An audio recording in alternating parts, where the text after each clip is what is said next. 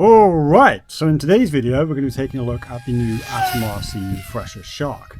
I recently picked up the P&P version of this aircraft and I built it, and in this video I'm going to show you the steps that I took to build the aircraft and also do all of the programming, and hopefully this video will serve as a bit of a tutorial for anyone else out there that has one of these aircraft. Now, just to clarify that this is a P&P version, but if you have the RTH version of the aircraft, it will still probably be worthwhile you watching this tutorial because a lot of the steps will still be relevant, especially sort of the programming stuff a little bit later. So let's crack on with it. So the first thing I did when I got this aircraft was I grabbed a flight controller, and the flight controller that I used was the SpeedyBee F405 Wing Mini. The reason why I chose that flight controller is because actually the Thresher doesn't have a whole lot of room in the back for a flight controller, and you do need a small one. And this happened to be the one that I had laying around. Now, the first step was then to grab this bag of wires, which comes with the Thresher kit. And from it, I took the 3 XT60 leads. I then soldered them onto the flight controller just like this. The main lead is obviously the one that you'll connect your battery to power the flight controller. And then the other two short ones, they're going to connect to the wings at a later stage in the build. I then grabbed this VTX wire. This comes with the flight controller, and I plugged it into this port on the bottom of the flight controller here. The other end will connect to our FPV system later on. And then I also grabbed my GPS unit. This is a Walksnail GPS unit, and the wiring loom that came with that perfectly fit straight into the flight controller, so I just plugged that in without having to do any modifications. Once I had that done, I then went ahead and grabbed the fuselage, and I then removed the 2 canopy hatches. The front one I was able to just take off, and then the rear one I had to remove with a screwdriver. With that removed, I then was able to lower the flight controller into the rear compartment. And then what I had to do was then very carefully route the wires. So the XT60 wire and the VTX wire are routed through the firewall into the battery compartment at the front. The GPS unit, I was then able to position at this little section here. There's actually a little bay designed for it, so I installed that there. And then those 2 XT60 leads, I poked one out of each side of the fuselage in these little openings here, which is where the wings connect. Now, once that was done, I then returned to the bag that I got from the Thresher kit previously. And from it, I then removed the 2 wing connectors and also the 2 cables that came with them. I then plugged one cable into each of those connectors. And then I took a connector and I connected it to the XT60 lead on either side of the aircraft before then feeding the wires into the fuselage. And I then pushed the connector into place. I then grabbed the small bag of screws and I used them to then actually permanently install those connectors into the fuselage, making sure to have the connectors facing the right way up. Once that was done, I then reached into the tail of the fuselage, and if you look in there, you'll then find that there's 3 wires. There's 1 for the rudder servo, and then 2 for each of the split elevator servos. Now at this point, I then had 7 wires that hadn't been plugged in. There's 1 for each of the ailerons, there's 1 for each of the motors, and then there's the rudder, and obviously the 2 for the elevator servos. These were then plugged into the flight controller, and they were plugged in this exact order. If you're copying along at home, make sure you put them in exactly that order. And once that was done, I then went ahead and grabbed my receiver. Now, the receiver I'm using for this build was a Radiomaster RP1 ELRS receiver. Chances are, if you're using any ELRS receiver, the wiring will be basically the same. And if you're using Crossfire, the wiring will be pretty much the same. But yeah, I grabbed the receiver and then I grabbed this wiring harness that came with the flight controller and I soldered it onto the receiver like this. Now, what I then did was I made a very small hole in the fuselage at the rear, just here. I then disconnected the antenna from the receiver temporarily, poked it through that hole so that the end went into the fuselage, and then through the opening in the bottom of the rear of the fuselage, I then reconnected the antenna to the receiver. I then fed the receiver wires up to the flight controller, and I then plugged them into this port on the flight controller here. Once that was done, I then just put a little bit of heat shrink over the receiver just to kind of protect it and also to make sure that antenna doesn't disconnect. And I then just use a small dab of glue just to secure the receiver antenna in place so that it doesn't move around. The next thing I did was I then quickly grabbed the little USB board thing that comes with the flight controller, and I just plugged that in, and I made sure that I could access the USB board from the rear of the fuselage through this little opening. And then once I'd done that, I then just grabbed some thick double-sided tape. I used that to secure the flight controller in place, making sure that the arrow on the board faced forwards. And at the same time, I also use the same tape to just secure the GPS unit in place so it doesn't move around, and also secure the receiver in place so that also doesn't move around. Now, the next step, this was kind of a bit optional. You don't really need to do this, but I temporarily removed the battery tray from the front of the fuselage. I then took the VTX wires that I'd installed earlier, and I just routed them underneath the battery tray. The only reason for doing this is it just keeps the battery compartment a little bit clear, so there's no wires in the way, just a little bit more aesthetically pleasing. And then obviously I then reinstalled the battery tray afterwards.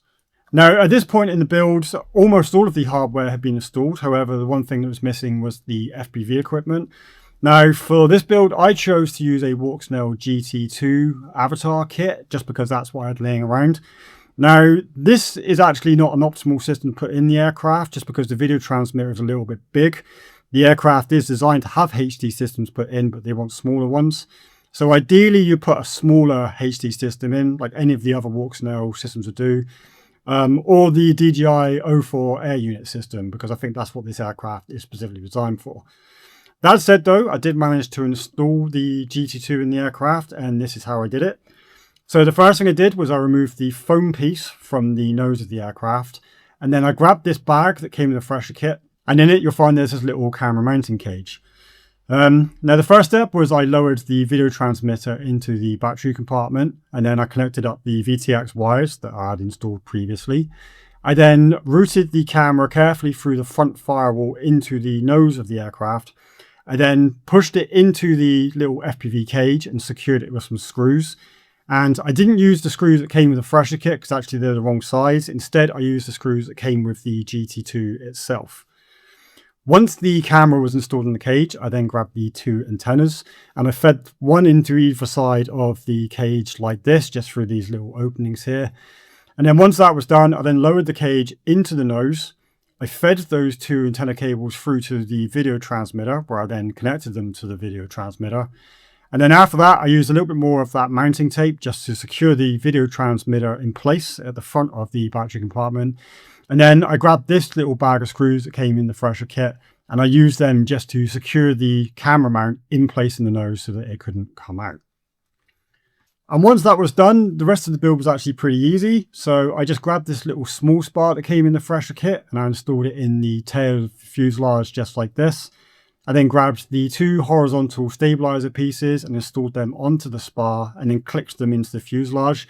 This was actually quite difficult to do just because it requires a lot of force to push those horizontal stabilizers into place. For some reason, the clips on them are very tight, so you do have to push them very hard. But once you hear that click, you know that they are properly installed. And obviously just make sure that you install them the right way up with the servos facing down. I then grabbed the main spar and I inserted that through the middle of the fuselage like this. And then obviously I grabbed the wings and inserted one on either side. Thankfully, these weren't difficult to install. You don't have to push them very hard. They just click into place quite nicely. And then after that, I grabbed this bag of foam parts that came with the kit. I grabbed this little small square piece, and this just installs in the bottom of the fuselage and just covers up that little opening that's at the bottom there.